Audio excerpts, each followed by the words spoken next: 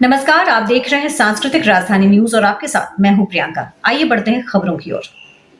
खबरों में बात करते हैं राजधानी रांची की, जहां झारखंड मंत्रालय में बुधवार को मुख्यमंत्री हेमंत सोरेन की अध्यक्षता में मंत्रिपरिषद की बैठक संपन्न हुई, जिसमें राज्य के विकास के लिए कई महत्वपूर्ण निर्णय लिए गए, जिसमें प्रधानमंत्री ग्राम सड़क योजना के फेज 1 और फेज 3 के लिए और भारत सरकार द्वारा विभिन्न वर्षों में स्वीकृत पथों और पुलों में से 19 पथों और पुलों के निर्माण हेतु स्वीकृत 16,610 लाख को बढ़ाकर 20,847 लाख रुपए किया गया है। अतिरिक्त राशि 4,237 लाख रुपए को राज्यांश मद से व्यय करने की स्वीकृति दी गई है। साथ ही राज्य में महिला और किशोरी कल्याण योजना के तहत गर्भवती महिलाओं को मातृ किट वितरण योजना के कार्यान्वयन की स्वीकृति दी गई। वित्तीय वर्ष 2023-24 में राज्य के 140 मध्य विद्यालयों को माध्यमिक उच्च विद्यालयों में उत्क्रमण की स्वीकृति दी गई। राज्य में अन्य जिलों के सड़कों के चौड़ीकरण को लेकर अनुशंसा की गई और बजट निर्धारित किया गया, जिसमें चाईबासा और चतरा जिले के सड़कों को प्राथमिकता दी गई है। राज्य योजना अंतर्गत संचालित मुख्यमंत्री राज्य वृद्धावस्था पेंशन योजना के क्रियान्वयन में संशोधन की स्वीकृति दी गई है। इसके अतिरिक्त और भी बहुत से प्रस्तावों पर चर्चा की गई और बहुत से प्रस्तावों को मंजूरी प्रदान की गई। मुख्यमंत्री हेमंत सोरेन ने मंत्रिमंडल से बाहर निकलकर प्रेस को संबोधित किया है। और मुझे लगता है कि इस सरकार का हर कैबिनेट अपने आप में एक अलग लकीर खींचता हुआ आगे बढ़ रहा है। उसी के कड़ी में आज का ये कैबिनेट भी आज हमारे रांची जिला के इटकी में हम लोगों ने अजीम प्रेमजी फाउंडेशन के साथ जो हम लोगों का इकरारनामा हुआ था, जिसके माध्यम से वो यहाँ एक स्कूल जो पहली क्लास से 12वीं क्लास तक का होगा, 500 बेड का अस्पताल, उसके बाद मेडिकल कॉलेज, फिर सामाजिक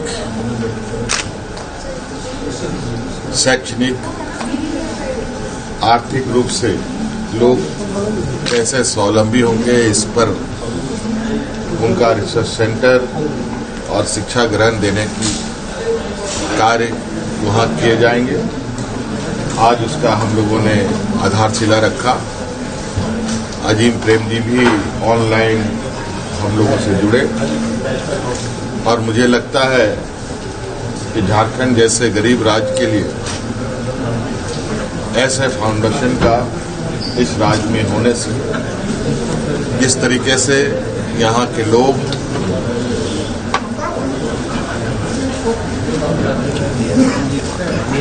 और यहाँ के खनिज संपदाओं को लेकर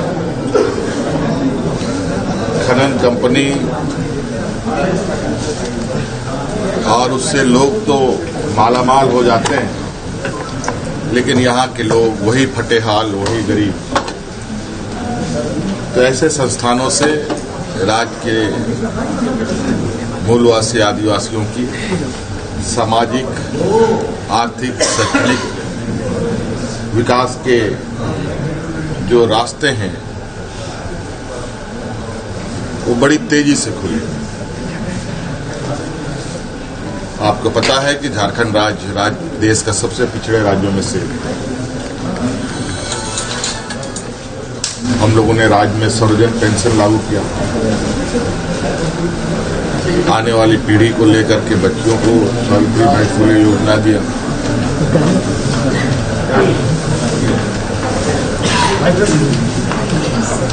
अब राज्य के बच्चे सिंपल ग्रेजुएशन कर शिक्षक और क्लर्क की नौकरी करें, इसको लेकर के डॉक्टर, इंजीनियर बने, वकील बने, जज बने, इसको लेकर के भी हम लोगों ने पहल की है। और आपको पता है राज्य सरकार की तरफ से पहली बार एक आदिवासी महिला को जज के रूप में शामिल करने का जो प्रस्ताव था उसको भी न्यायालय को भेजा है। और मैं आशा करता हूं